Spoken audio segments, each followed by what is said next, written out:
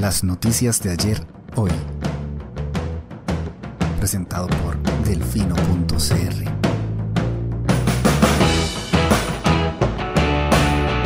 Hola, buenos días. Hoy es viernes 8 de marzo de 2024 y este es el último reporte de esta semana. Avancemos o retrocedemos. Delfino.cr.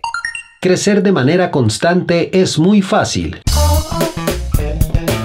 Tal y como les anunció Diego ayer, él se encuentra hoy de vacaciones, por lo que esta mañana me toca a mí, Mai, acompañarlos con su café. Aprovechando que el jefe está afuera, voy a contarles una intimidad de la dinámica de nuestra redacción. A mí me toca hacerme cargo de todo lo que tenga que ver con la mayoría de noticias que involucren números, por lo que cada vez que aparece algún comunicado de prensa con alguna encuesta o algún análisis de índices o similares, me toca a mí decidir si es válido que saquemos una noticia o no. Esa dinámica lleva a que constantemente Diego pierda la paciencia cuando le explico que a un mismo dato se le pueden dar diferentes enfoques, cambiando el periodo de tiempo a comparar para aumentar o reducir un cambio. Toda esta introducción es para entrarle al tema de este reporte. Desde hace algunas semanas, en la Asamblea Legislativa han venido insistiendo en el tema de los recortes al programa de becas Avancemos y desde el gobierno han insistido públicamente en que para el 2024 no hay recortes, sino que la meta es dar la misma cantidad de becas que el año anterior. Así que, vamos a los números. En 2021, 391,000 estudiantes recibieron la beca. En 2022, 387,000 estudiantes recibieron la beca. En 2023, 287,000 estudiantes recibieron la beca. Para 2024 se proyectó mantener la meta de 287,000 estudiantes. Así que sí, el gobierno no miente cuando dice que no hay recorte al programa Avancemos entre este año y el anterior. Sin embargo, cualquiera puede ver que están escogiendo justamente hacer esa comparación para no reconocer que sí hubo un recorte con lo que se venía dando previamente. Para mitigar ese recorte, la oposición en la Asamblea Legislativa aprobó incluir dentro del primer presupuesto extraordinario una partida adicional de 12,000 millones de colones para destinar a las becas Avancemos. Pero en su participación en el plenario el lunes de esta semana, el ministro de Hacienda Nogui Acosta Jaén se negó a contestarle al diputado Jonathan Acuña Soto si iban o no a usar esos recursos adicionales. Como papelitos hablan, el diputado Acuña pidió por escrito a Hacienda que le dijeran si se iban o no a girar los recursos aprobados, ante lo cual el viceministro de Egresos del Ministerio de Hacienda, Luis Molina Chacón, le contestó con un oficio en el que no dijo ni que no ni que sí, y puso: el Ministerio de Hacienda hará todos los esfuerzos necesarios para realizar esta transferencia de recursos siempre y cuando las condiciones macroeconómicas, fiscales y presupuestarias así lo permitan. Eso de hacer todos los esfuerzos, en lenguaje del Ministerio de Hacienda se debe entender como no.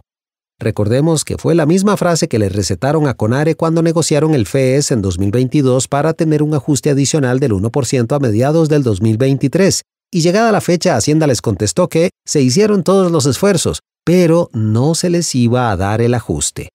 A todo esto, ustedes se preguntarán por qué el oficio lo contestó el viceministro de Hacienda y no el propio ministro. Pues es que desde hace un par de días Nogui Acosta se encuentra en República Dominicana para la reunión de gobernadores del Banco Interamericano de Desarrollo, donde justamente ayer participó en el foro El aprendizaje no puede esperar, la urgencia de acelerar las inversiones y los resultados en educación. Yo sé, parece chiste, pero es anécdota.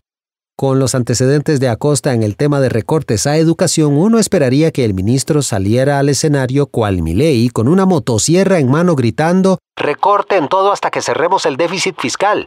Sin embargo, el ministro moderó su discurso y enfocó sus intervenciones en enfatizar la importancia de invertir en educación y de asegurarse de que los recursos que se inviertan se usen de forma eficiente. Hay dos intervenciones que quisiera destacar. En primer lugar, el ministro señaló: creo que hay que enfocarse muy bien en cuáles son los elementos fundamentales para poder tener una mejor educación basada en los recursos que tenemos y cuánto más tenemos que invertir para dar ese salto cuántico. Cuando trabajaba en el Banco Nacional tenía un gerente que decía que el banco tenía que hacer saltos cuánticos. ¿Por qué decía él eso? Porque crecer de manera constante es muy fácil. O sea, no hay que hacer mucho, hay que dar saltos. Posteriormente dijo: La pregunta es, ¿cuál es la productividad de ese gasto por estudiante para los efectos? Yo creo que ahí es donde nosotros tenemos que empezar a trabajar en conjunto. Los ministerios de Hacienda tendemos a ser un poco más frugales en el uso de recursos que los ministerios de Educación, pero es un tema importante porque la responsabilidad del Ministerio de Educación es crear una base de desarrollo. La educación es la base del desarrollo de los países, y yo creo que ese reto es importante.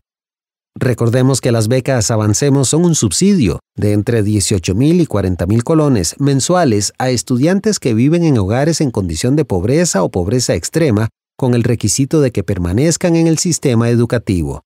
Sobre la eficiencia de las becas Avancemos, ya el Instituto de Investigaciones en Ciencias Económicas, IICE, había estudiado el tema, y aquí cito a la académica de la UCR, Valeria Lentini Gili, quien en 2022 escribía: el análisis realizado por el IICE sobre el impacto de Avancemos en secundaria encontró que el programa ha sido determinante para la permanencia y de mayor forma para la reinserción de estudiantes. Se estima que de cada 100 jóvenes en secundaria que habían recibido la transferencia entre 2015 y 2016, 16,1 jóvenes por año habrían abandonado o permanecido fuera del sistema formal de educación si no hubieran percibido este beneficio económico.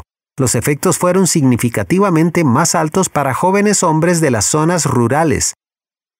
Entonces, Don Nogui, si queremos dar un salto cuántico o por lo menos un pasito hacia adelante y usar los recursos de forma eficiente, tal vez la mejor forma de intentarlo sería empezar por no recortar programas destinados a los sectores más vulnerables y que ya han demostrado su eficacia. Y sería bueno que se comprometa a usar los recursos que ya tiene aprobados para ese fin, porque si crecer de manera constante es muy fácil, retroceder es aún más sencillo, y parece que hacia allá es donde nos quiere llevar.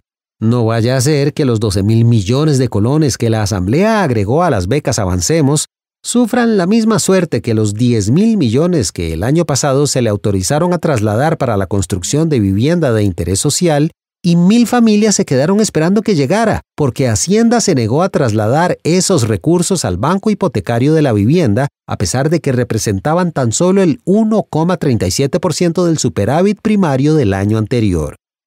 Para finalizar, como hoy es el Día Internacional de la Mujer, les dejo algunas recomendaciones de artículos que nos enviaron para recordar el significado e importancia de esta fecha, así como todo el camino que como sociedad nos hace falta para recorrer en materia de igualdad.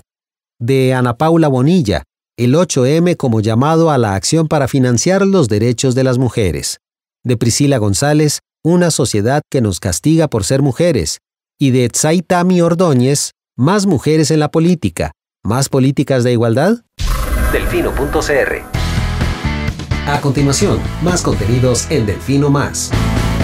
Hoy en Barra de Prensa. Proyecto de ley propone dar seguridad jurídica a sección especializada del TSE. La diputada Andrea Álvarez Marín presentó un proyecto de ley que pretende dar seguridad jurídica a la sección especializada del Tribunal Supremo de Elecciones, TSE, que se encarga de resolver denuncias por beligerancia política y otros casos que pueden resultar en sanciones a funcionarios de elección popular. La iniciativa pretende poner punto final a los cuestionamientos sobre la legitimidad de la sección encargada de conocer procesos investigativos, ya que a hoy, y por segunda vez, los casos pendientes de resolver están suspendidos porque existen en curso acciones de inconstitucionalidad donde se cuestiona la legalidad de su existencia y funcionamiento. Esto y más, hoy en Barra de Prensa. Delfino.cr. En el reporte internacional. El Kremlin convoca a embajadora de Estados Unidos por presunta injerencia de ONGs en asuntos internos rusos. El gobierno ruso convocó ayer a la embajadora de Estados Unidos en ese país, Lynn Tracy, y a solo una semana de las elecciones presidenciales para denunciar lo que el Kremlin considera tentativas de injerencia de ONGs estadounidenses en los asuntos internos de Rusia. Además, Reporteros Sin Fronteras condenó las agresiones que sufrió la prensa de El Salvador en las pasadas elecciones presidenciales y legislativas de febrero y en las municipales y del Parlacén del domingo pasado. Finalmente, el mes de febrero de 2024 fue el de mayores temperaturas desde que existen registros al respecto, según indicó el Servicio de Cambio Climático de Copérnicus, el componente de vigilancia del clima del Programa Espacial Europeo. El acontecer mundial, hoy en el reporte internacional. Delfino.cr. Y este fue el reporte de hoy. Texto Diego Delfino, voz Eduardo Carmona. De parte de todo el equipo de Delfino.cr, muchas gracias por su atención. Le esperamos el próximo martes con un nuevo reporte. Que tenga lindo fin de semana. Chao.